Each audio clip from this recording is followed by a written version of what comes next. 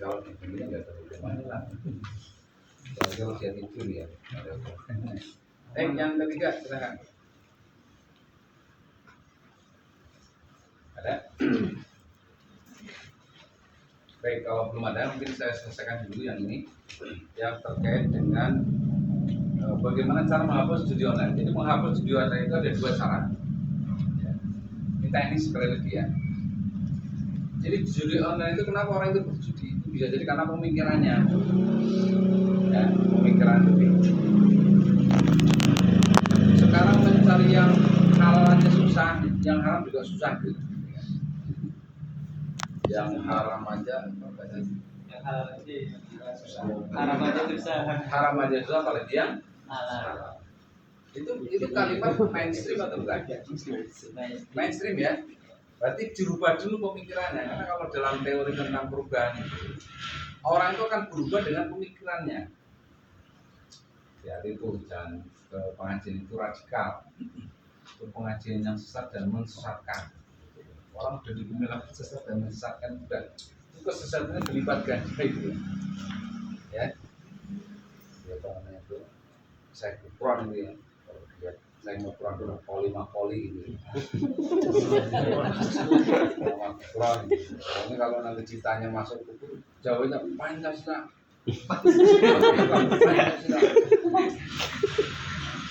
Ini orang kadang orang gila jadi panutan ini. Orang kayak gitu gak usah cium tangannya itu.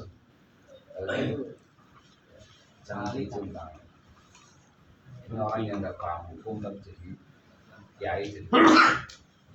Maka judi online itu bisa hilang itu pertama adalah pemikiran kita itu dirubah.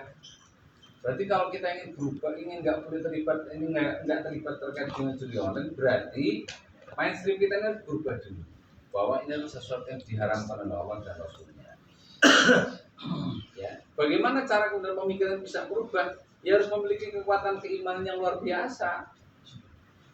Ya, harus punya akidah itu harus lurus dulu, akidah itu benar dulu. Karena kalau akidah benar, walaupun dia salah dalam masalah hukum itu dalam tanda itu masih tidak jauh gitu. Karena akidah itu kan kayak pusatnya lingkarannya. Kalau orang itu pemahaman akidahnya benar, maka kalau dia menyimpang itu nggak jauh dari lingkaran. Kan lingkaran jauh paling cuma gini loh. Terlalu jauh itu berarti jangkauan lingkaran itu udah nggak bisa megang, lebih bahaya. Ya. Yang kedua adalah seluruh akses yang terkait dengan judi online itu dihapus oleh negara.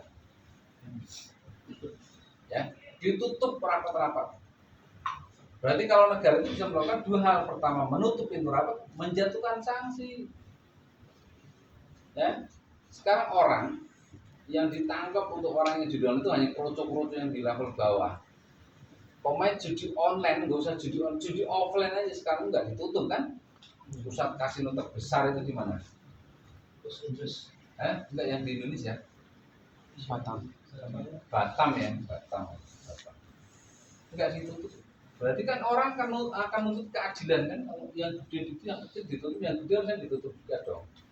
Kayaknya kemudian rakyat itu nggak percaya lagi dengan apa yang dilakukan oleh penguasa. Harusnya kan ditutup semua tuh ya. Yang offline ya ditutup, yang online ya ditutup. Nah setelah ditutup kemudian negara juga menjatuhkan sanksi. Ya, orang yang berjudi jatuhkan sanksi takzir. Diumumkan saja nih hati-hati Blok T, Rumah, Penutup Jambi ada tukang judi online namanya si Fulan. Umumkan di grup RT. Kira-kira bisa judi lagi nggak? Judi lagi enggak lah. Malu lah mengajak siapa satu RT udah tahu semua itu tukang judi online misalkan. Tambah lagi negara itu menjatuhkan sanksi. Kalau di Aceh katanya begitu kan? Ya, Saya cuman kan teman saya itu dibunuh itu kalau videonya dibunuh sama polisi kan dicambuk.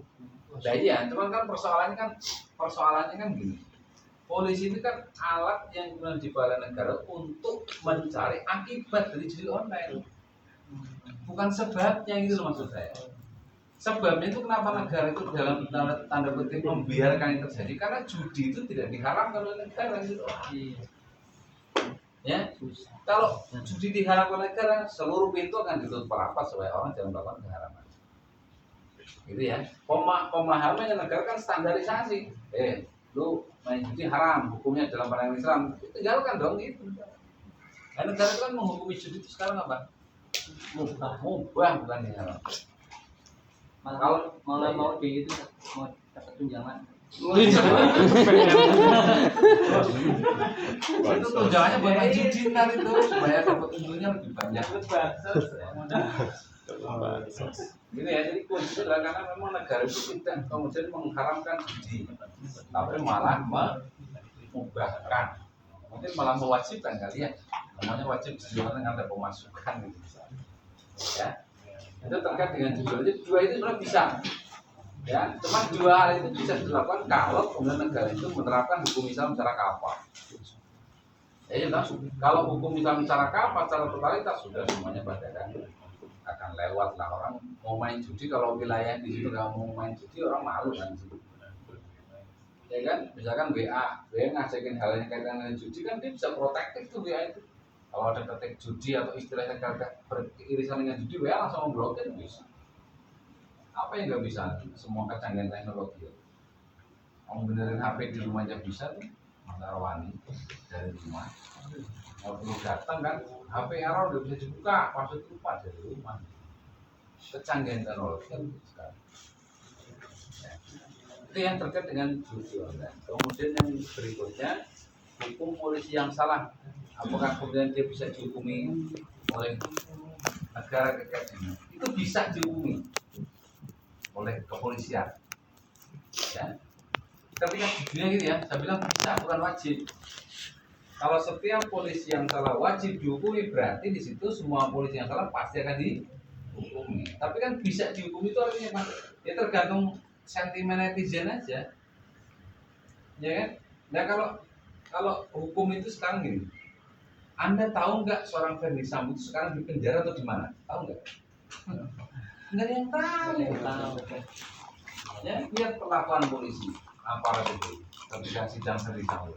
Tasnya dipegang oleh polisi tuh. Nah kalau maling ayam, maling motor, boro-boro diberikan dengan tas. Lihat perlakuan polisi. Anaknya apa itu? Alun Sambodo itu korupsi. Oh iya. Anaknya siapa namanya? Rafael Alun ya. Ini bisa dicopot sendiri coba. Apa namanya itu? Borgolnya aja. Ini sandiwara semua. Dan sekarang beliau itu menang di sidang gugatan aset. Menang itu Rafael Alun. Asetnya harus disita. Sekarang negara itu mewajibkan mengembalikan asetnya. Inilah retorika justice kepolisian pengadilan Indonesia ya. Pengadilan itu sistemnya memang bermasalah.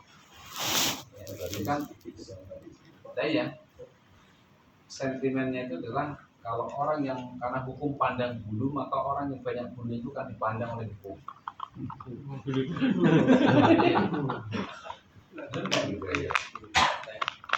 Jadi ini sih beliau ini kan pernah kasus kan mau disidak oleh diinterogasi oleh aparat di Polres Kerawang kan. Hari yang pertama beliau itu apa? Janji jam 7:30, jam 3 baru diproses. Dibikin kita tuh gelisah nggak betah. Hari yang kedua langsung dia telepon temannya di Kapolres Jakarta Utara. Begitu udah telepon Kapolres Jakarta Utara langsung ngusut ke Kerawang. Besoknya hari yang ketiga tank jam 8:30 udah ditungguin polisi. Kalau kita nggak punya bulu ya bulu Telepon masuk ya. Maksudnya bukan kerah maksudnya kita nggak punya akses. Jadi karena hukumnya sudah pada.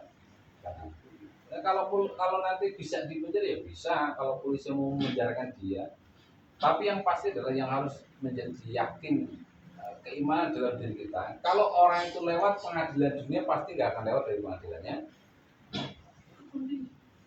Mulai disebutkan dalam hadis itu ada orang yang nanti itu terkategori dia adalah orang yang bangkrut dia memiliki akhlak. Orang yang muflisin pakai F ya, muflis bukan mukhlis ya. Muflisin itu orang yang bangkrut dia memiliki akhlak. Siapa? Orang yang berinteraksi dengan manusia dia punya kesalahan, kemudian tidak dimaafkan atau belum meminta maaf. Salah menjatuhkan sanksi hukum ya kan, dia belum meminta maaf kepada korban gitu.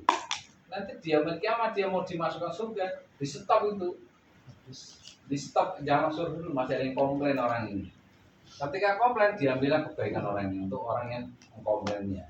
Ketika kebaikannya sudah habis untuk diambil oleh orang lain yang berperkara dengan dia, maka keburukan orang lain itu ditimpakan semuanya ke dia. Berarti orang seperti ini dia mengkomplain itu hanya mengharapkan ridho Allah, Rahman dan Rahimnya Allah itu masuk surga atau tidak. Kalau Allah nggak ngampuni dia, udah nggak punya kebaikannya. Karena nanti kan dia kiamat itu nanti orang itu ada dua, dia punya amalan surga dan amalan neraka. Keadilan Allah itu kemudian apa? Masing-masing dua ini kan dibalas oleh Allah. Orang kalau kemudian punya amalan neraka, dimasukkan dulu ke dalam neraka, baru dimasukkan terakhir ke dalam surga. Belum ada ceritanya masuk surga dulu, baru yang terakhir neraka, nggak ada. Cara kamar itu nggak begitu. Surga apa neraka dulu, baru ke surga. Itulah keadilan. Wa ya'mal misqala dzarratin khairan wa ya'mal misqala dzarratin syarran. Dibalasnya begitu gitu maksudnya. Dan kalau kita mau jujur hari ini, kita ini sedang mengumpulkan bagaimana caranya supaya tidak masuk neraka lama-lama. Langsung masuk surga. Itu harapan. Teman kan ya ngocok namanya. Ngocok di sini. Langsung masuk surga. Itu harapan semua orang. Cuma kan nggak bisa kita dapatkan harapan itu kita wujudkan, kita ngaca lagi. Berarti kan kita melakukan kebaikan itu sesuai, jangan lama-lama di. Pas kita melakukan kebaikan, kita juga melakukan keburukan, jadi impas kan. Yang tadinya mungkin di neraka 5 tahun, ini udah jadi 10 tahun. Maka lebih panjang waktu di neraka, menurut saya itulah sebuah kerugian. Harus dimulai dipikirkan bagaimana caranya lebih cepat masuk surga, masuk nerakanya sebentar saja. Tapi satu hari di dunia, satu hari di akhirat, di neraka itu 1000 tahun di. Nggak kebayangkan gitu ya. Ya, hanya jangan kemudian melakukan segala sesuatu. Jadi gitu ya, terkait dengan polisi tadi.